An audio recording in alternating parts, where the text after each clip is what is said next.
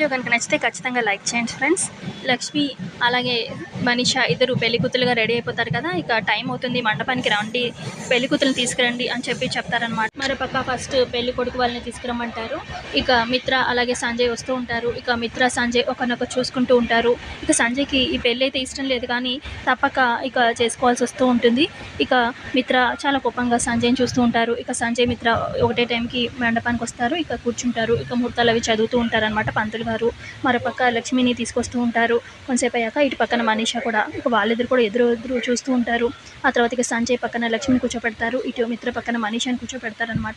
మరోపక్క ఈ పెళ్లిని ఆపడానికి ఇక ఒక వ్యక్తి సహాయంతో దీక్షితులు గారు పెళ్లి మండపానికి వస్తారు. మరి టైంకి వస్తారో రాదో తెలీదు.